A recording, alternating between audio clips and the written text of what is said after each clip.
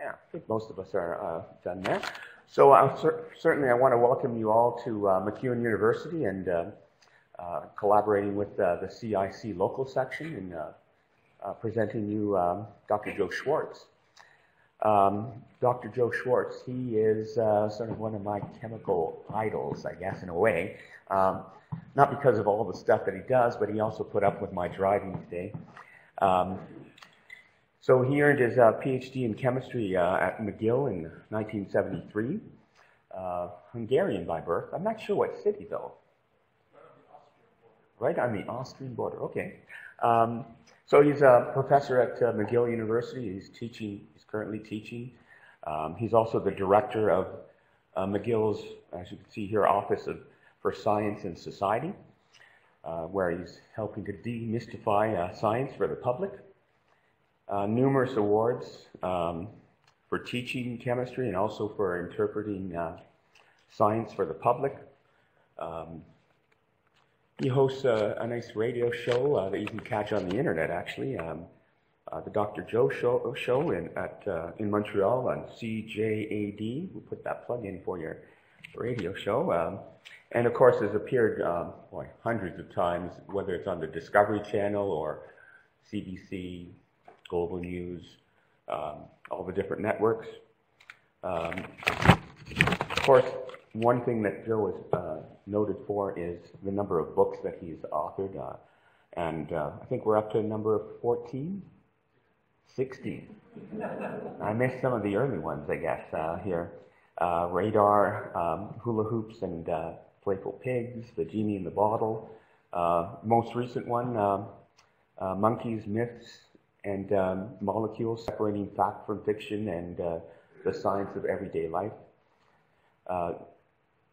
Yeah, Joe was actually awarded the 2010 Montreal Medal at the CIC conference, recognizing his lifetime contributions to chemistry in Canada. And of course, we all know him as well as an amateur magician. I don't know if he's that amateur. He's getting to be quite good at that. And he likes to look at supernatural feats and how those could be done using ordinary means with scientific explanations. So really nice that way. I guess in the year of chemistry, 2011, they received a grant of $5.5 million to fund his efforts to help educate the public and to go and battle sort of the quackery that we start to see today.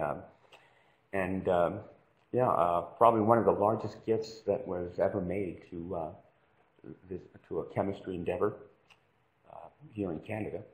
So I think without further ado, I'm going to ask Joe to come up and give us his presentation on celebrity science. All right. Thank you. Thank you. Thanks. It's always a pleasure to speak to kindred spirits. And I think that most of us here are in the same vein, and we would all like to see science and especially chemistry be featured more in the spotlight without always the association with toxins and poisons, etc. We do live in the information age, right? This is without a doubt. There's more information available today than ever before in history. We no longer are restricted to writing on tablets. We have past that. We used to write on little chalkboards. I don't think any of you remember that. And then, of course, we went on to the computers and the laptops. And today, many people get their education from the University of Google, right?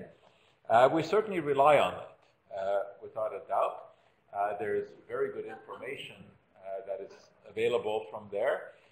And sometimes it drives doctors crazy because, of course, patients come in with all the stuff that they've Googled. But unfortunately, drinking from the internet is not an easy thing. It's like drinking from a fire hydrant. because there's just so much information that is coming out. And indeed, even with all the legitimate information, I think what has happened is that our ability to interpret the data is not up to collecting the data. So we have so much data out there about all kinds of things, but we're mystified what to do with a lot of it. And certainly there's a staggering amount of misinformation that is out there. And much of that is thanks to the media, because the media interpret science for the average person. And very often, the persons who are doing that interpreting don't have a good grasp of science. And it leads people to be confused and baffled and all of that. And unfortunately, the operative term these days, of course, has become the fake news. And of course, we know who's responsible for that one. And it's getting to be harder and harder to tell the fake from the real. It used to be easy. I mean, you knew that when you looked at headlines like this in the Enquirer, excuse me, or Weekly World News, I mean, you knew that you were talking about nonsense, right? And you read it as a form of entertainment. Well, this is no longer the case. Just a couple of weeks ago, of course, we had this ridiculous Pizzagate, as it was called. The insinuation that Hillary was running some child sex slave ring out of a pizza parlor. And you would think that this would be passed off as just nonsense, just like the headlines that we saw before. But no, we saw the consequences of this, where a guy actually went to that pizza place with a gun and started shooting, hoping to liberate the sex slaves. So it's very hard now to know what is fake news. I mean, for Trump, anything he doesn't like is fake news. But there is a lot of real fake news out there that is stuff that is just made up because it sounds good, either just to titillate or because someone is going to make money off of it. And what we do through my office at McGill is try to shine light into the dark crevices of that pseudoscience world and see whether or not we can ferret out the quacks. I don't quite know what to do with them once we ferreted them out, but we try. And we do this without any conflict of interest. And I think that that is an important point, because it makes no difference to me or to my colleagues whether or not any chemical, whether it be a pharmaceutical or a cosmetic or a food additive, is regulated or banned. We don't stand to make anything off of that one way or another. The only thing that makes a difference is that whatever decision is arrived at through proper scientific methodology, not through hearsay, not through emotion, and not from the mouth of the all-knowing they say, right? Well, about 18 years ago now, university said that our job is not over the moment that our students pass out through the rotting gates onto Sherbrooke Street in Montreal. Because today there's such hunger out there for scientific information among our former students and the general public that if there isn't a proper place where they can address their scientific questions, they will end up listening to whoever is standing on top of the tallest soapbox screaming the loudest. And unfortunately, those tend to be the quacks. But they may not be so easily recognized because they have learned to cloak themselves in the garb of science. And they have learned the pseudoscientific lingo. And they can sound very, very seductive. And they're getting bigger and bigger. It's getting to be harder and harder to deal with them. More and more difficult to overturn their cockamamie ideas.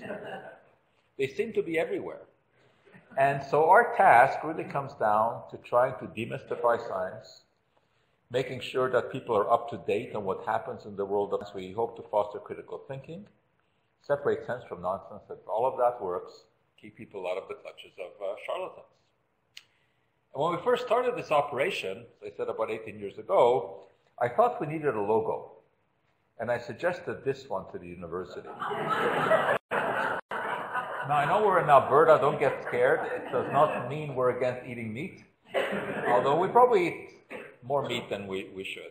No, what we're against is this commodity, which is being piled higher and deeper, and it's getting to be harder and harder to dig out from underneath it.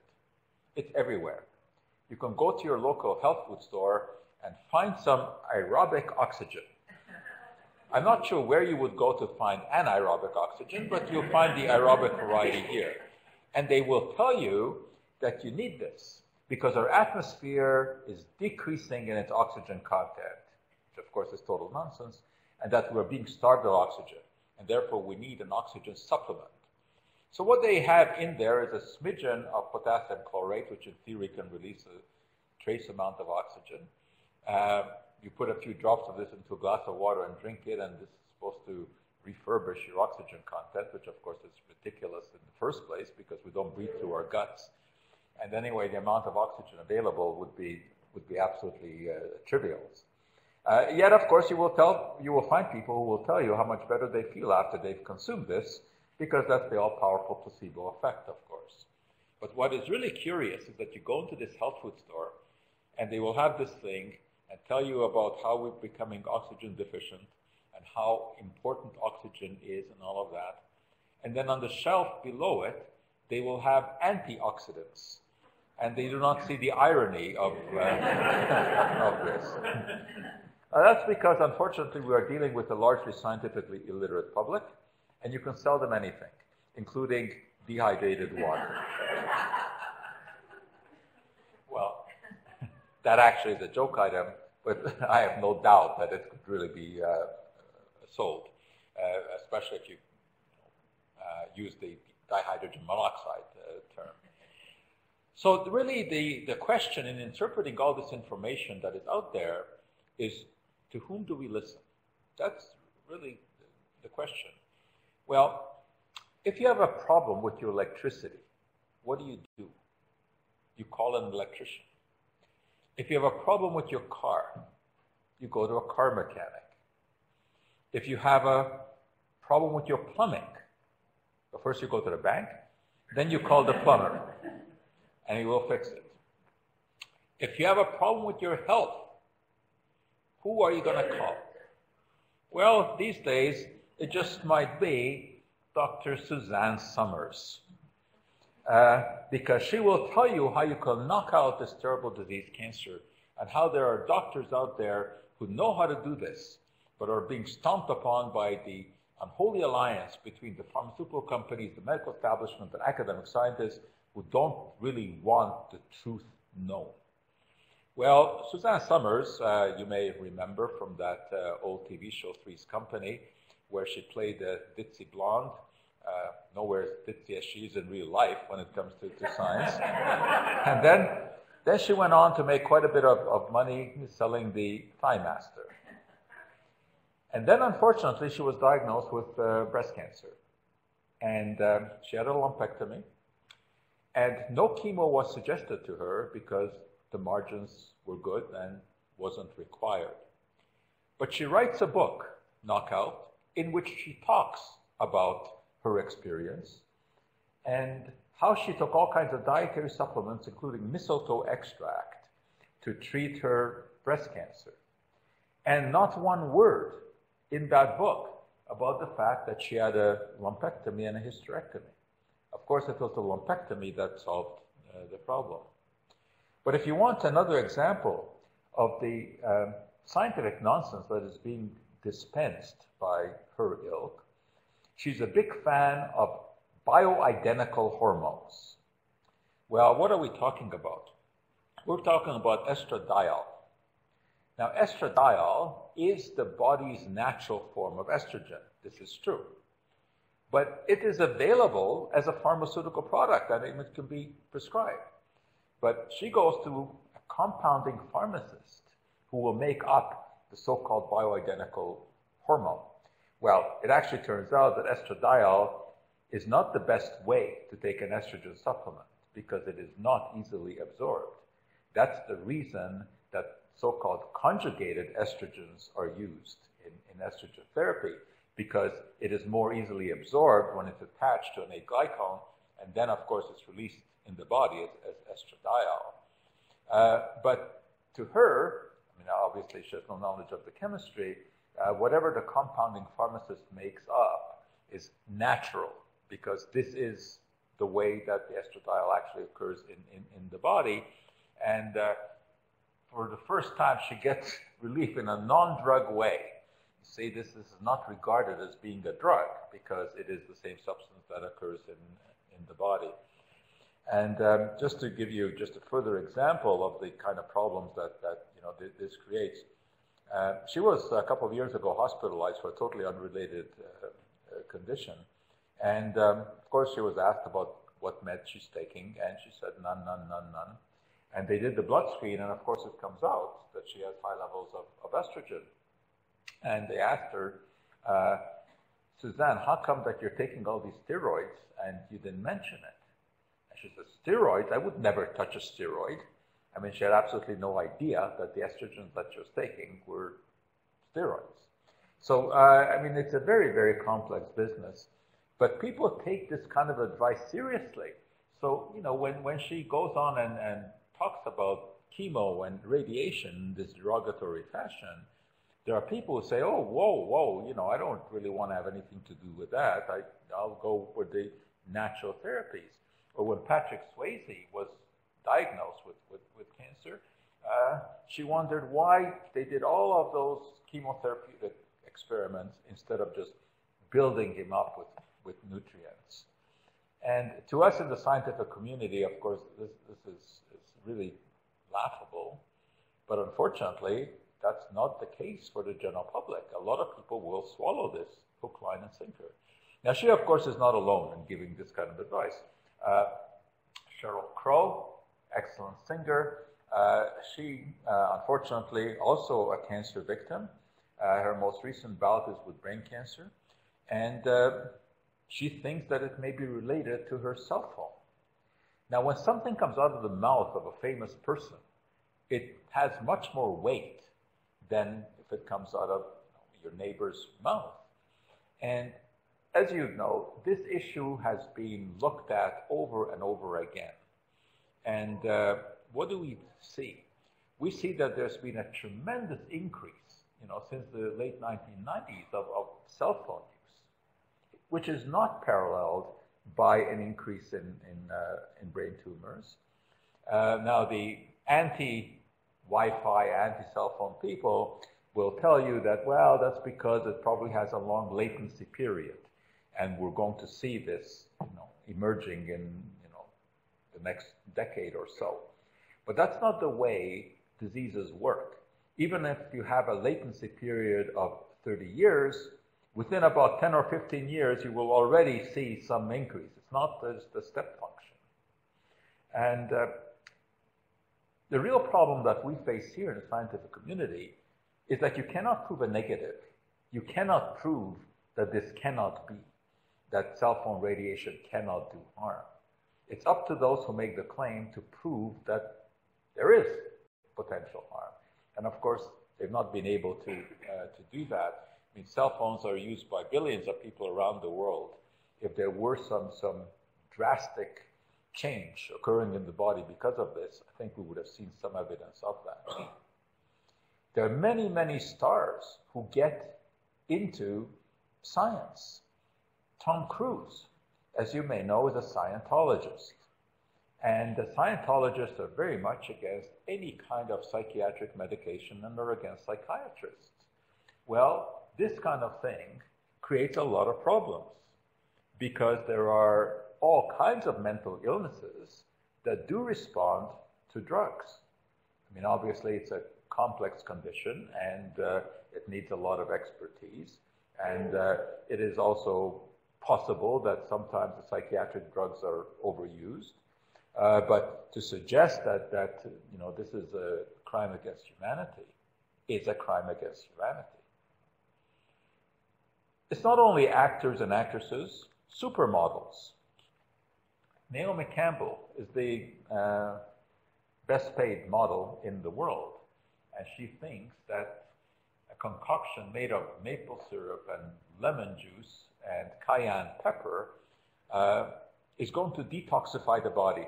Now, any time that you hear this expression, detoxify, you know that chances are you're talking to a quack, unless someone is describing the action of the liver or the kidneys, where the expression can be used. But this notion that the body is some kind of a network of pipes that has to be periodically flushed out and the toxins removed is absolute nonsense. I mean, you just have to ask these people, well, what specifically are these toxins that are being removed? Where are they? And how do you know that they're being removed? And of course, they won't have any answer to that because there is no evidence for this. All right, so actresses, models, who else? Well, these days, celebrity chefs, because they have become the superstars of the TV world. I mean, who would have ever thought that there would be multiple channels devoted to food and cooking? And these are very, very popular channels. And the chefs that you see on there have become superstars. And one of those, of course, is good old Jamie. And he has made a career out of chefhood. Now, he's not a bad chef. Why does he call himself the naked chef? Not because there's anything naked about him, but because he claims to strip away, he strips away all of the nonsense information about food and leaves you with the naked truth. Well, let's see the naked truth. He was very good going into schools and telling kids, you know, what to eat. And the truth is that there's a lot of junk that is given to kids at lunchtime in schools.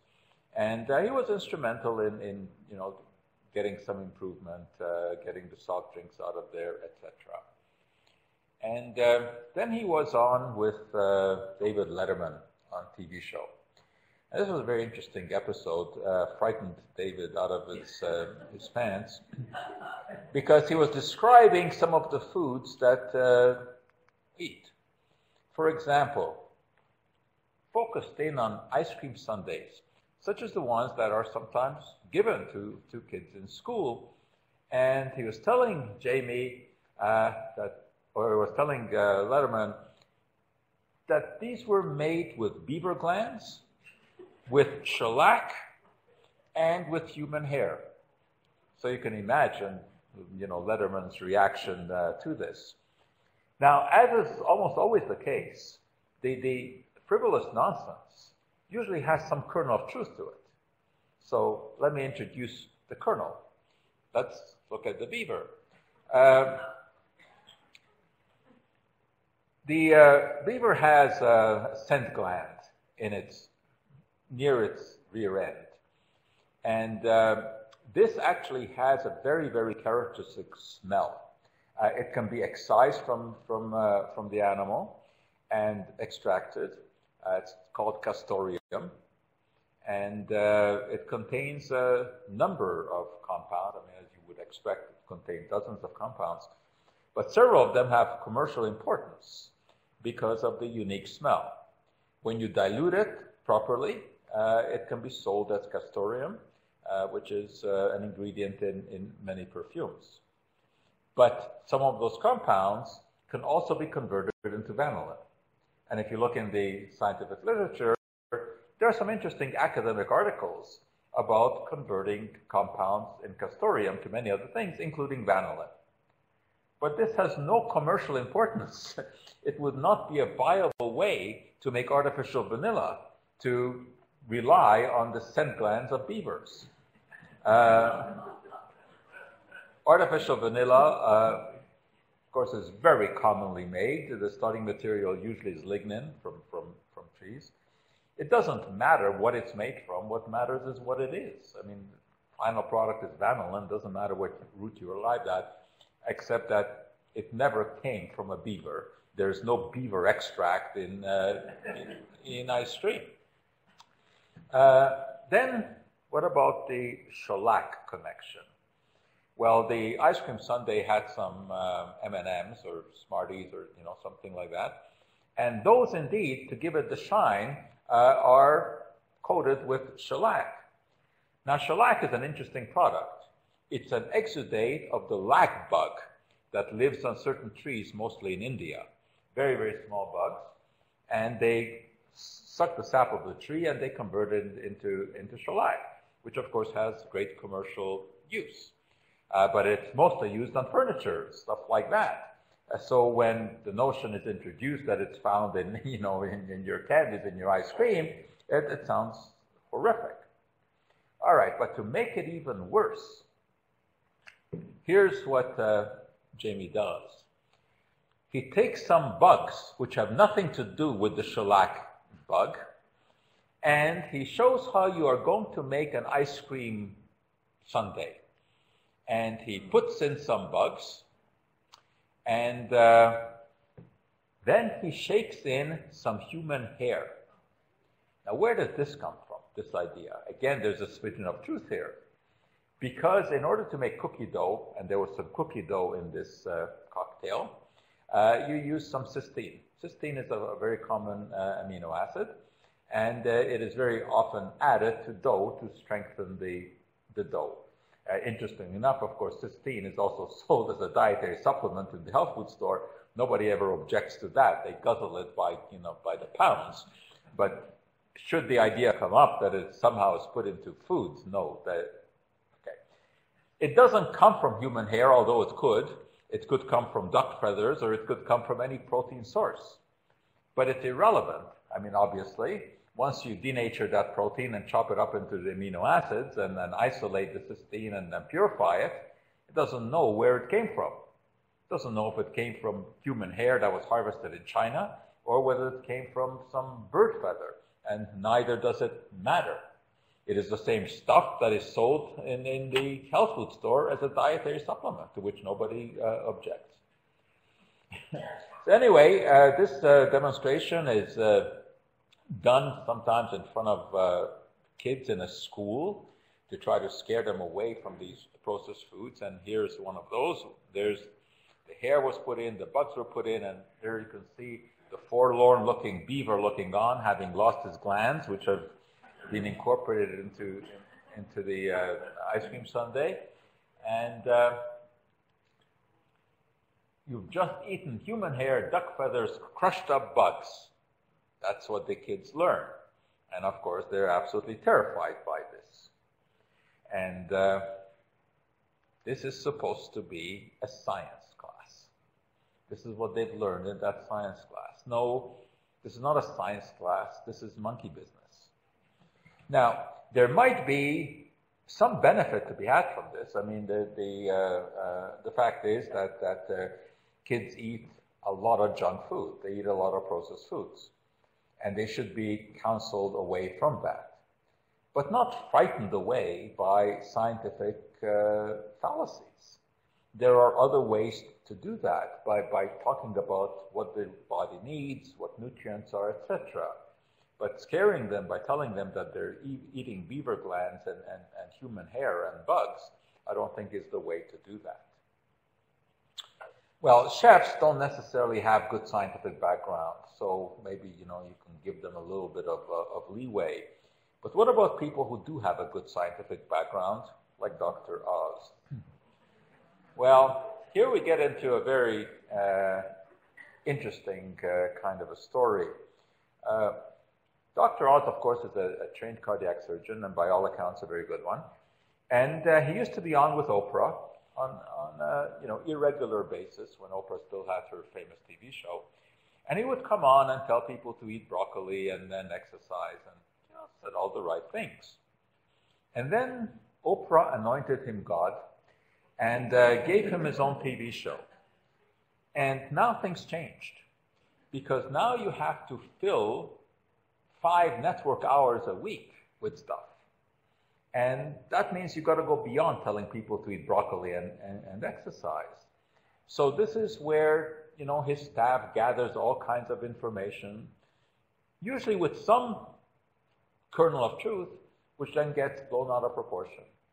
And it really annoys other doctors, because patients come into their office armed to the teeth with the things that Oz supposedly said. When he restricts himself to talking about matters that really are in his domain, He's very good.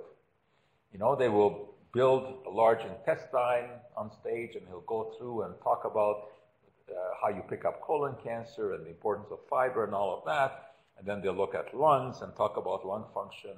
But they know where their bread is buttered. And their bread and butter is middle-aged, overweight American women. That's who make up the audience for the Dr. Oz show, which means that they have to cater to that. And of course, what these ladies are interested in are weight loss products. So this is why you have the miracle of the week, which may be raspberry ketone one week. And what they will do, of course, is scrutinize the scientific literature and find something, some obscure study that showed something about raspberry ketone having some effect in some animal at some dose or whatever. And then, of course, it gets blown completely out of proportion. Raspberry ketone causes fat cells to release adenopectin, tricking the body into thinking it is thin. Well, there's no evidence for that in humans. There may be some evidence in the lab about adenopectin, but the fact is that there's not a single study in humans that shows that raspberry ketone has any effect. But as soon as he mentions raspberry ketone, store shelves will be stripped bare of that product because he has such power. Of course, it will quickly become apparent that it doesn't do anything. And by that time, he's on to the next miracle. And he's not bashful about using that word, miracle. Miracles come fast and furious on the Dr. Oz show, not in real life. Miracles don't really occur in real life. I mean, the last miracle we can remember was 1980, when the Americans beat the Russians at the Lake Placid Olympics. But since then, not many miracles have occurred. So anyway, within a couple of weeks, of course, the raspberry ketone story will disappear, and it will be replaced by something else. In this case, it was the green coffee bean extract. Well, this was based on a tiny study that was done in India on a handful of people. But it rose to great heights. People were buying the coffee bean extract until, of course, others tried to duplicate this study, and no one was able to do that. And then finally, the Federal Trade Commission stepped in, and the companies that were marketing this were charged. Oz himself was not charged because he wasn't promoting any specific brand of the product. He was just talking in general terms. But the companies were charged. And then, interestingly enough, Dr. Oz gets on his high horse and becomes a champion of people by saying that the real problem here was that those companies were using his name to promote the product. Well, yeah, they were using his name because they were capitalizing on what he had in fact said. But this is still kind of a benign nonsense compared to what I think was one of his greatest crimes, which was the promotion of Dr. Oz's homeopathic starter kit. Now, I hope I don't have to explain to anyone in this audience that homeopathy is the most absurd, scientifically illiterate practice that exists. It's a 200-year-old practice, first championed by a German physician by the name of Samuel Hahnemann, who I think was a good guy. He graduated medical school, learned what they learned in med school in those days. What they learned how to bleed patients, how to purge patients, how to torture patients until the patient said, enough, I feel better.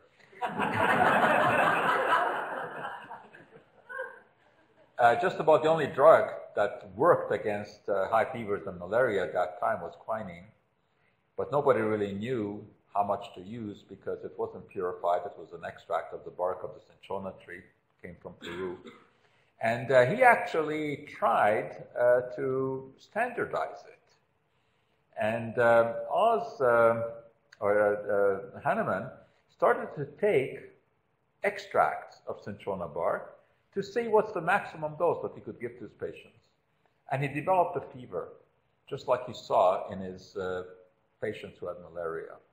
And at that point, the silly concept of homeopathy, like cures like, was born.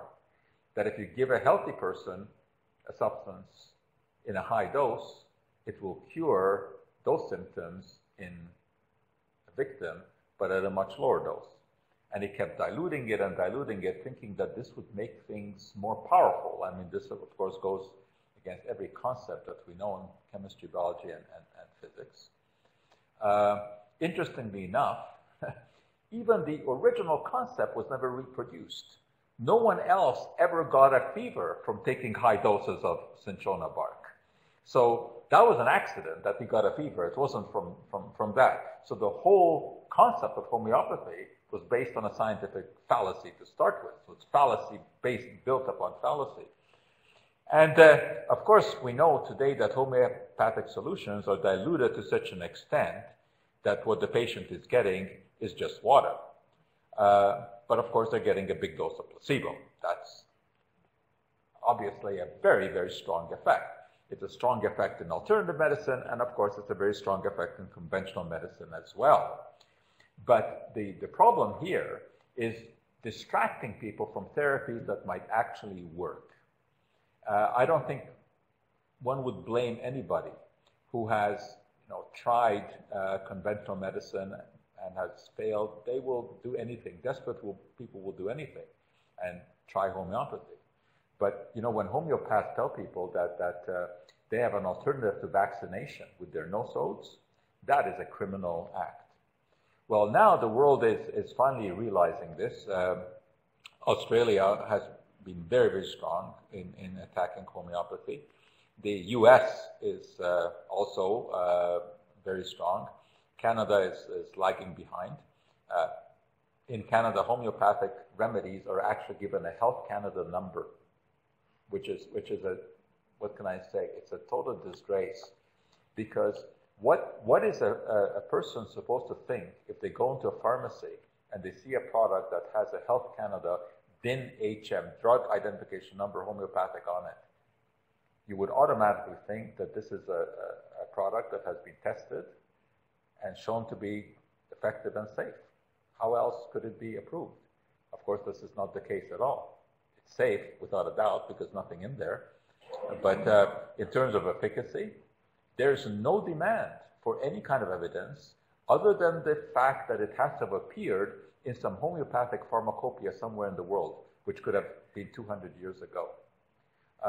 As you may know, Health Canada now is talking about revamping the whole Natural Product Directorate, and they're holding information sessions across the country where people can go and testify and send in their comments, and maybe something will be done, although I doubt very much that something will be done with homeopathy because the lobby is very, very strong. So this really turned me off, Dr. Oz, because this is not just playing around with nonsense. This is serious stuff.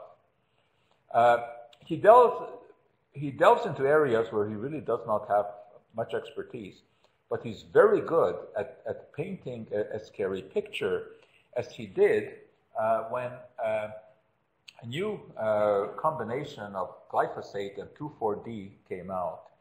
Because as you may know, there are a lot of genetically modified crops out there. I mean, there's canola, corn, soy, cotton. And these have been genetically modified to resist glyphosate, or Roundup, Monsanto's brand of glyphosate. But weeds are developing a resistance to that. So now there's a new type of genetic modification where the crops will resist a combination of glyphosate and 2,4-D. 2,4-D is a very, very effective herbicide. Anyway, never mind getting into the arguments, about whether this is good or bad. But Oz's demonstration was extremely frightening. Here's what he did. He's got some plastic plants there and some feathers. And the feathers represent the pesticide, the combination of the 2,4-D and the glyphosate. And he describes this as an impending catastrophe. This was just when this product was being introduced. And then he starts throwing the feathers around, and the big fan off stage is turned on, and everything starts to get covered in feathers. And of course, what that suggests is that the pesticide is being blown all over the place. Well, first of all, why focus in on the genetic modification? It has nothing to do with it. I mean, this would be the case for anything that you spray on crops. It can be blown away. But this is the kind of fear-mongering that is very effective. And people watch this and they get all scared about genetic modification. Now, there are issues, of course, with genetic modification, as there are with every kind of scientific intervention or medical intervention. There's always the but. It's always on the one hand, but on the other, we're constantly looking for that one-armed scientist who is only going to give us the good, but that doesn't exist. The best thing that we have is the search for evidence. I mean, that's really what we base our decisions on. And when you get back to the 2,4-D glyphosate mixture, the evidence is that it works. And in the studies that have been done, the benefits greatly outweigh the risks. There's no impending catastrophe, but there may be some issues that arise. But Oz doesn't seem to be bothered by the lack of evidence.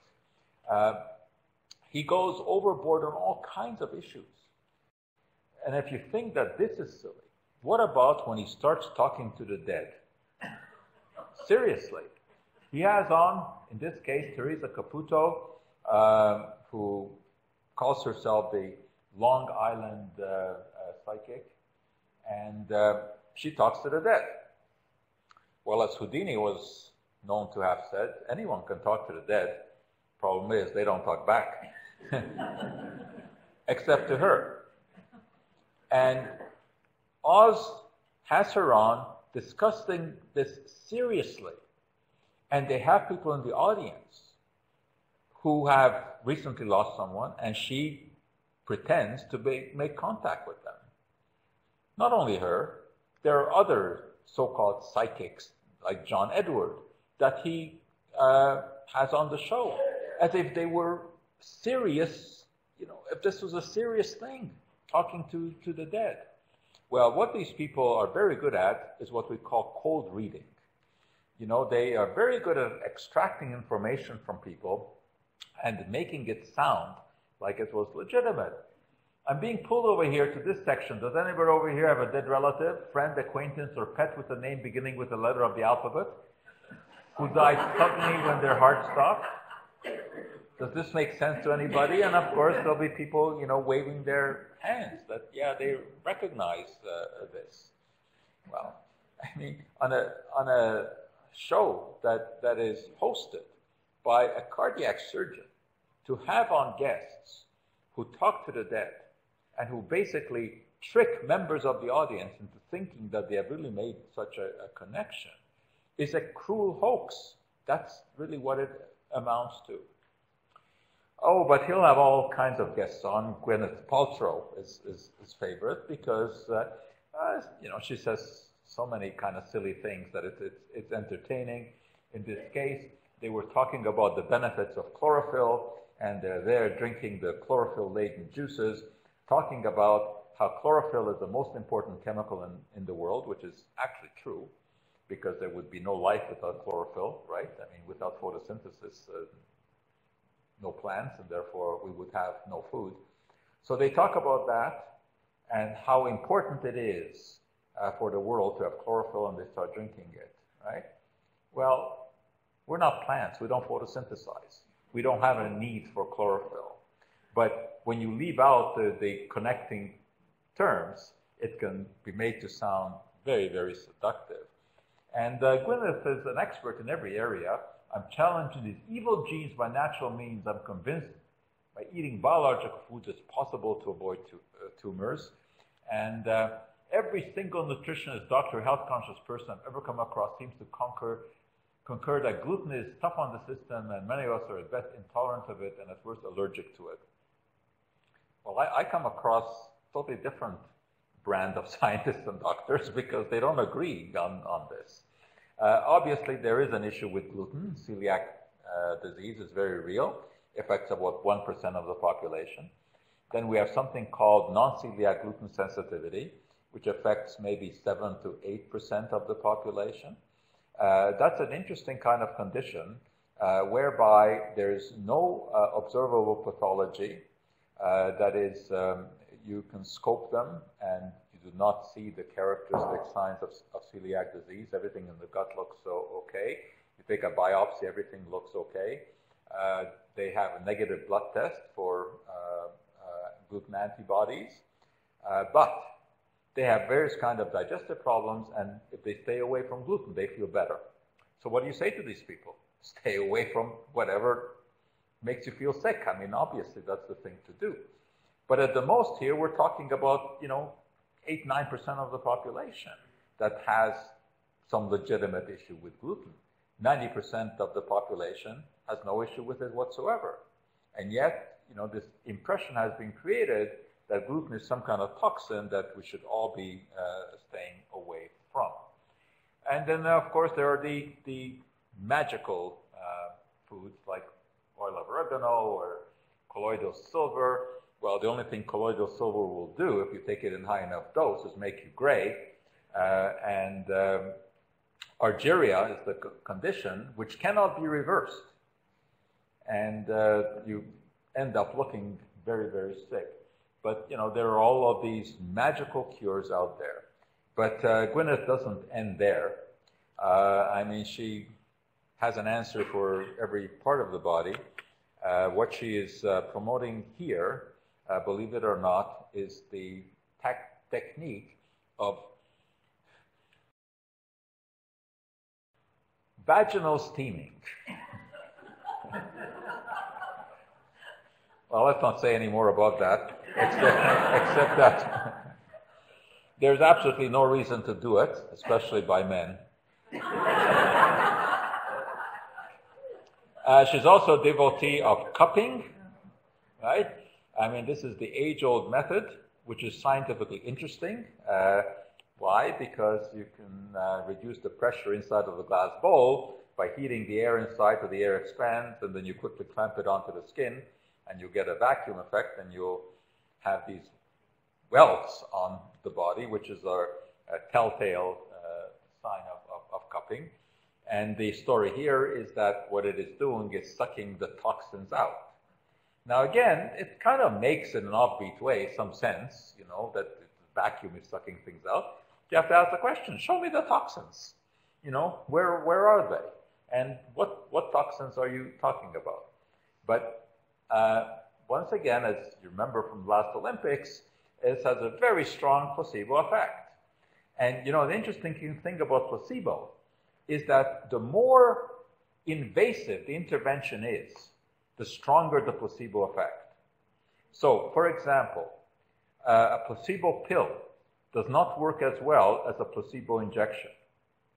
A placebo suppository works really well. And believe it or not, placebo surgery works. There have been interesting studies on this. I don't know how on earth they got ethics committee approval, but they did. Especially on knee surgery, where they actually did the knee surgery on some patients, and on others they just made a superficial cut. And there was no difference in the outcome. It's amazing business. The placebo effect is one of the most intriguing effects in all of science. And, the noteworthy is that it works even when the patient knows it's a placebo. You can tell a patient, look, I'm giving you a sugar pill. We just call this a placebo. It has nothing in it, but it's going to make you feel better. And it will. Now, I'm not sure what the explanation is. My theory on that is that the patient actually thinks that you're tricking them, that you're actually giving them something that has an active ingredient, but you want to study what happens if they think it doesn't have an active ingredient. Anyway, that's my theory, but the studies have shown that you give patients placebos and it works even when they know it. So Gwyneth is kind of a font of nonsense. And Tim Caulfield, who's here in Edmonton, I'm sure many of you know of him, has written a very, very clever book in which he describes all of Gwyneth's silliness and the effect that it has had. And there are other actresses and personalities who get into this science game, some with some really serious consequences. And the most worrisome are the anti-vaccine people. Jenny McCarthy, whose background for being an anti-vaccine expert is that she was once a Playboy centerfold. And she has become the spokesperson for the anti-vaccine people. I think, her heart was in the right place. She had a child who she thought was autistic. Actually, it turns out that that probably wasn't even the case. And when Andrew Wakefield in '98 came out with his theory that autism was linked to vaccines, she jumped on that bandwagon, convinced that this was true. So I think that she was really trying to do a good thing. However, when it came out that the paper was totally fraudulent, you would think that she and her followers would have said, gee, we bet on the wrong horse here. We better correct this. No. Instead, what did they do? They circled the wagons, led by Wakefield, who portrays himself as the victim of some kind of conspiracy by the pharmaceutical companies, who of course want to protect their vaccines, which is of course absolute nonsense. But we have already seen drops in vaccination rates because of this. Very serious. We've had it in Quebec, had it in other places. I mean, the Disneyland episode, most of those kids were not vaccinated. Now, so far, we haven't had the real tragedy because of the herd immunity effect. If enough people around you are vaccinated, then you're protected. But if that drops, we're going to see some catastrophic consequences of this anti-vaccine movement. And there are many who are jumping on this bandwagon, including people like Bill Maher, who's a very clever comedian. And he on his interview shows, does many good things. But somehow he got connected to this anti-vaccine movement. Why would you stick a disease into your arm? I would never get a swine flu vaccine or any vaccine. I don't trust the government, especially with my health. And this, unfortunately, has become quite a pervasive notion that the government, scientific community, academic scientists, no one can be trusted except the natural food movement or the organic advocates. They know everything, and they are to be trusted. Really quite amazing the way that this has happened. Now, luckily, there are some celebrities who are sort of on the right side of the track, at least in some issues. And Leonardo DiCaprio is a very strong advocate of cutting down on carbon dioxide emissions. He does not think that global warming is a hoax. Unfortunately, though, he does not think that for the wrong reason. When they were filming the movie, the Revenant, which I must say, I've tried to watch that movie several times. I never get past the first 20 minutes or so. Anyway, but it did receive all kinds of accolades. And they were filming that somewhere around here. They started somewhere around Calgary, I think, because they needed a nice winter environment, right? And what happened? A Chinook hit, and they had to move. So they moved to some place in North Dakota or somewhere to finish the filming. And this was enough to convince Leonardo that global warming was real. Well, global warming is real, but not because of that effect. I mean, the science of the Chinook is well known. It has nothing to do with global warming. So Leonardo at least was on the right track, and I think we do need people like this to promote the idea of the fight against global warming. But it's also interesting that he's gotten tied up with another business, and this movie of his, Cowspiracy, is really a horrific movie in terms of denigrating raising animals. Now, I mean, let's face it, raising animals for us to eat them is not the most attractive idea, right? I mean, especially if you've been to an abattoir and, or you've seen that chickens are raised, and there are things there that have to be corrected. But if you watch this movie, you would think that every farm that raises animals is some kind of concentration camp. Now, there are some examples of some horrific places, that's for sure. And you should never be able to find even one of those. But when you take the exception and you portray it as a rule, then you're doing a disservice.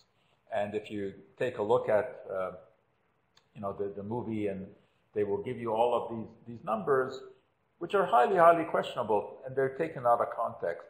But they're very impactful, especially when you have someone as notable as DiCaprio associated with it. Other personalities who really have a lot of say in our life are the sports personalities, because they are worshipped as heroes. And anything that they promote will sell. Shaquille O'Neal, who now is retired, but I mean, he's one of the best basketball players of all time, he was absolutely convinced that it was the power bracelet that was, helping him play. This power bracelet is nothing. It's a plastic bracelet with a little logo in it, with a good dose of placebo built into it. And you see all kinds of people wearing this. David Beckham, there it is. And he attributed his longevity as an athlete to using this. Now, I don't think that this even needs to be investigated. I think that there's enough we know about science and how it works and how the body works to know that putting a plastic strip around your wrist is not going to give you any kind of energy. But the power of the mind is extremely potent. And as I said several times, the placebo effect is very, very strong. Who else has a big say in the sports world? Well, our national hero, of course, is Don Cherry. And he was spokesperson for one of the most famous over-the-counter products ever to come out of Canada, out of Edmonton. And that, of course, was Cold FX. And it is still very, very widely sold. It's a very, very popular product, despite the fact that it just doesn't work.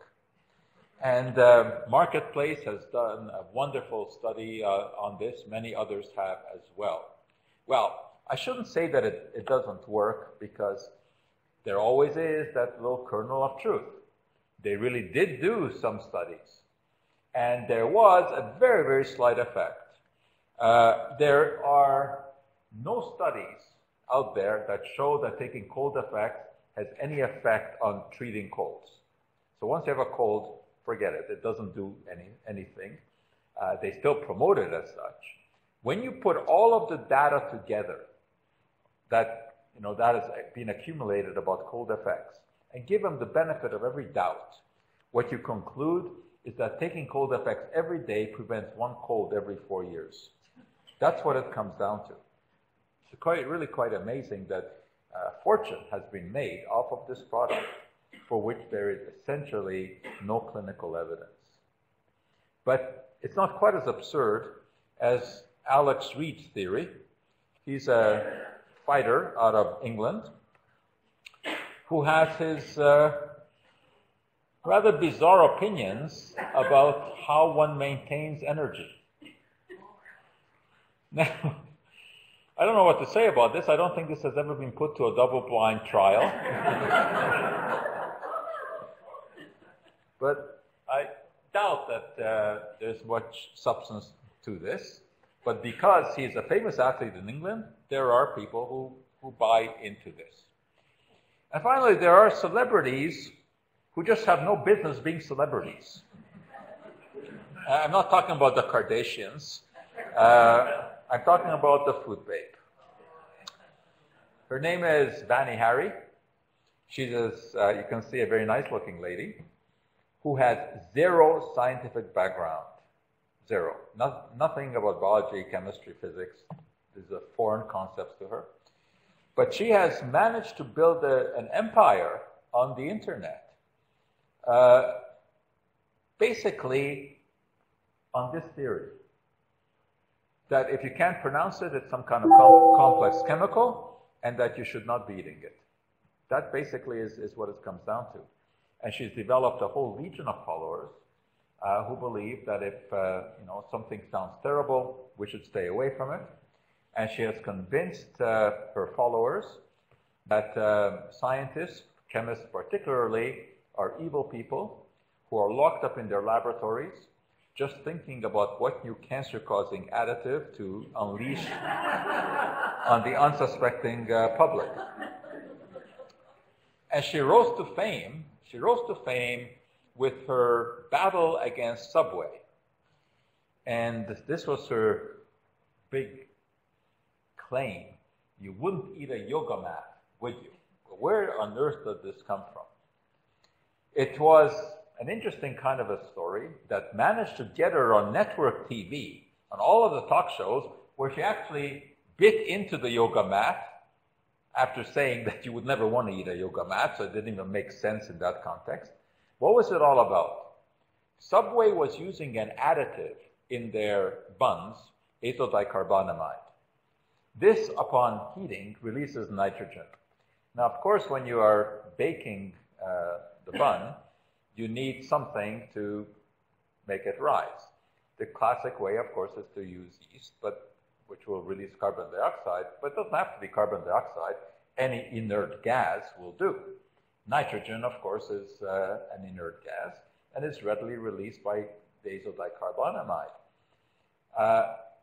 Contrary to what she insinuates, when an additive is put into food, it's not because some company has said, gee, I don't think that we've been spending enough money on our food.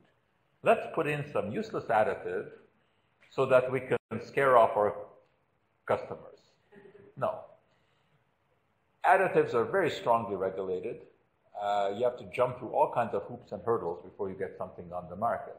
So it's not like you said, well, let's put some azodicarbonamide in there. It has gone through all kind of tests. Now, yeah, you can scrutinize the scientific literature and find some study that when mice are lavaged with tons of this chemical, something happens to them. But you can find that with anything. You give a huge dose of anything to some test animal, something will happen. So you can make it sound very scary. Now, what's the yoga mat connection? Yoga mats are just foam plastics. What's a foam? You need gas bubbles in it, right? Well, azodicarbonamide can deliver the goods there too. So when they make the yoga mat, they use this same chemical to generate the nitrogen gas. The fact that it's also used in food is irrelevant, except to the food babe. Because if something is used in another context, which is non-food, then it has no business being in food. So she created this illusion that when you're dining at Subway, you are dining on yoga mats. And that the company is just sloshing this chemical into the food in a random way. Why? To kill off the customers. Now, the interesting thing is that she was successful with this. And Subway caved in and took it out. Now, there's no big consequence. I mean, obviously, you've been baking bread time immemorial without using this. It can be done. I'm not sure why they were using it. It's probably cheaper, so I don't really have any issue of taking it out, except that it wasn't a valid scientific reason. It was just fear-mongering. Now, she has a whole empire on the internet where she sells things. And it's really interesting. She tells you what to throw out. In this particular case, you don't want to be using antiperspirants that contain aluminum chlorhydrate. Well, I'm sure you've heard that story. It's supposed to be linked to breast cancer. That idea has been totally dismissed anyway. So she's got the natural alternative. What's the natural alternative? Alum. And of course, she has no idea that it also contains aluminum. In fact, on a weight-per-weight basis, it contains a lot more aluminum than the aluminum chlorohydrate in the antiperspirant. So she really has no chemical knowledge, of course. I took the liberty of sending her a book that I thought she should read. Strangely enough, I did not get a thank you. I did get something else, though, although that was before I sent her the book. Through the Freedom of Information Act, she asked McGill for all of my emails. Now, this you can do, actually, through the Freedom of Information Act. And she wanted every email that had her name in it, that had Monsanto in it, that had Dow Chemical in it, and a whole range of other chemical companies. And of course, her aim was to see if somehow she could connect me, that I was somehow being paid by these companies to say that genetic modification was okay. Well, of course, there was nothing to be found because there's no connection, but it was an inordinate amount of work for the university for which you don't get paid. This is really an obscenity that people don't know about. That any twit can ask for, through the Freedom of Information Act, for such information from a university or from a company, and you have to deliver it. And they don't pay for it.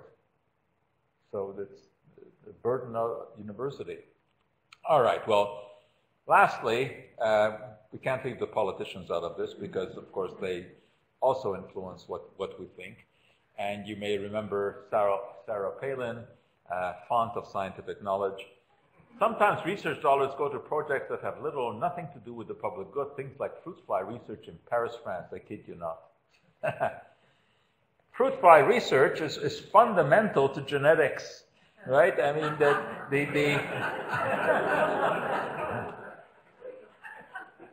the fruit fly is to geneticists what mice and rats are to biologists, right?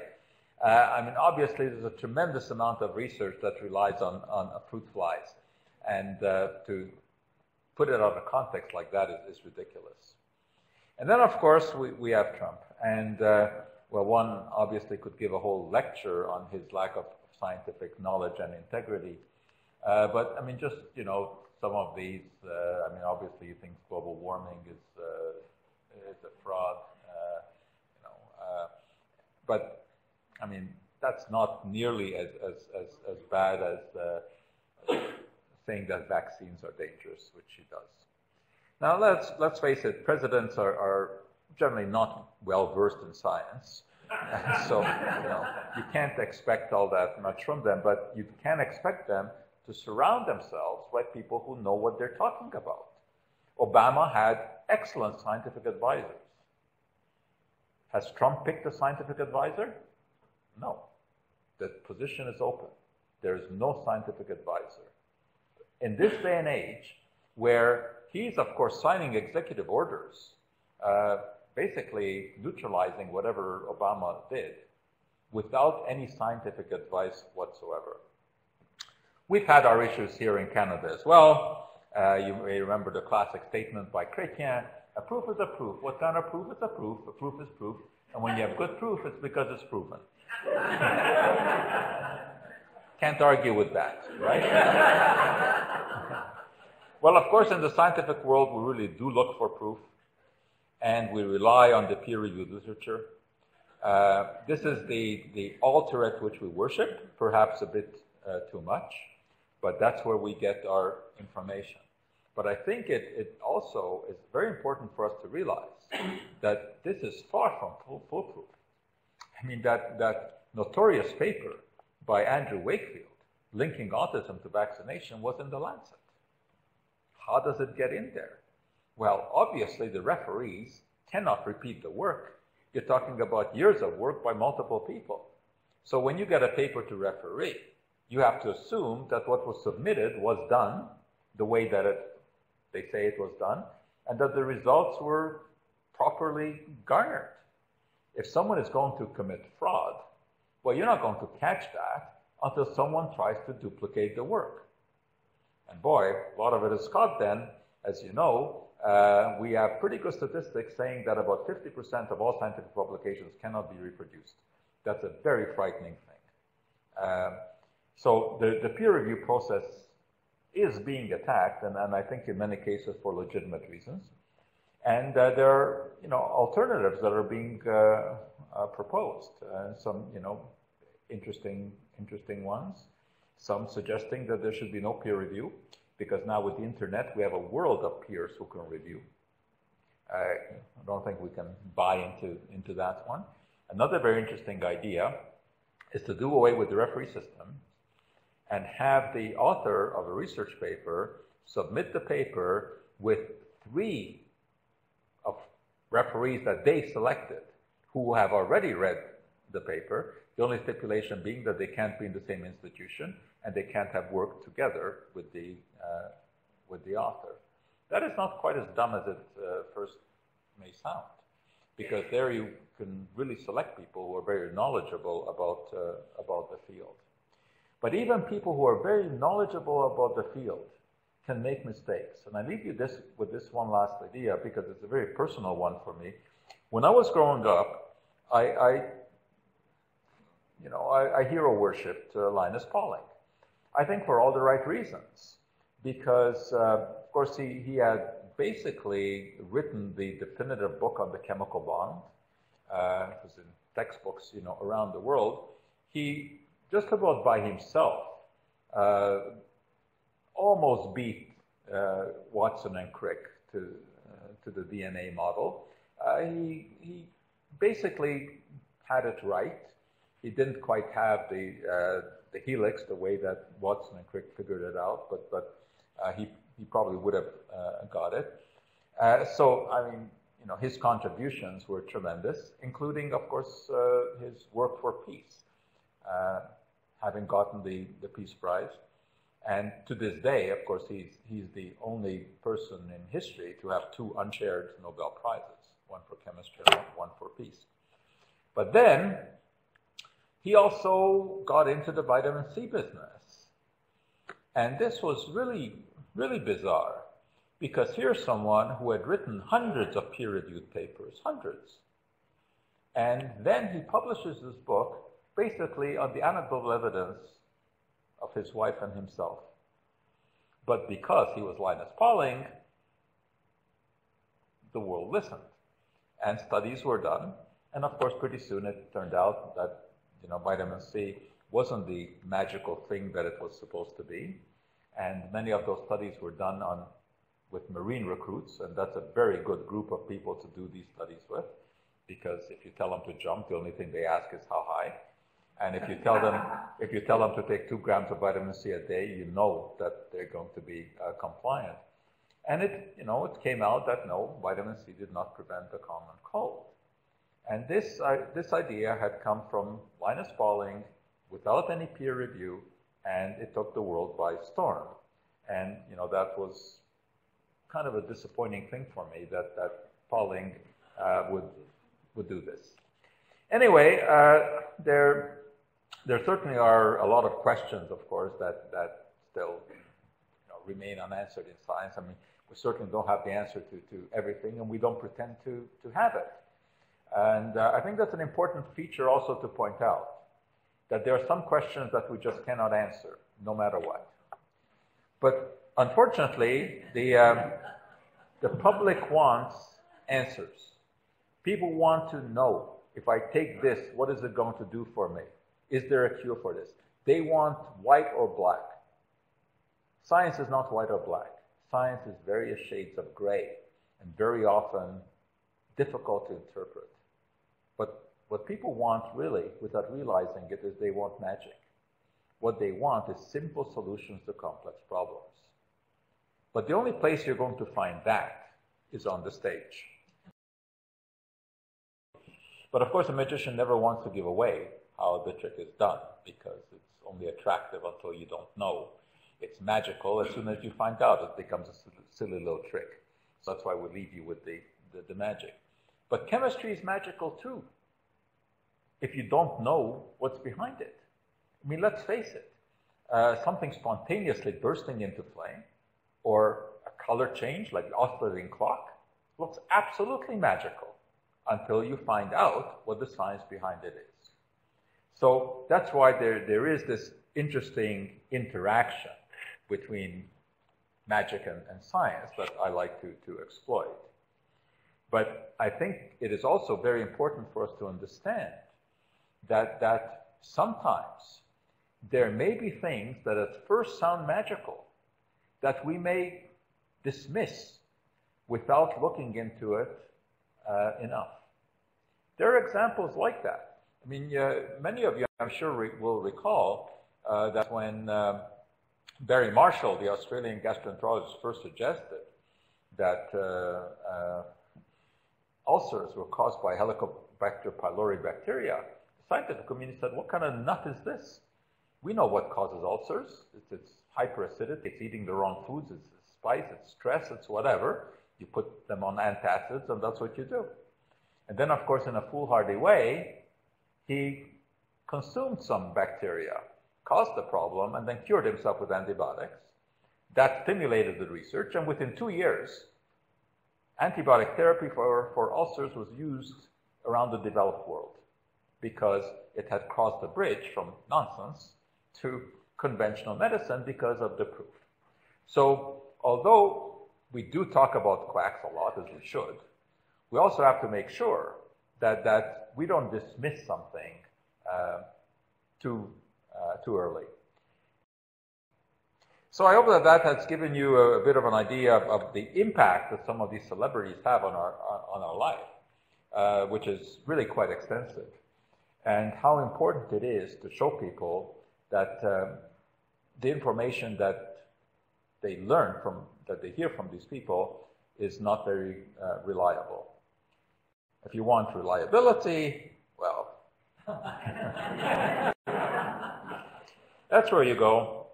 I also do have my personal Facebook page. We also have an off-Facebook page, but I maintain a personal Facebook page because there I can do things that you cannot do on the official McGill Facebook page.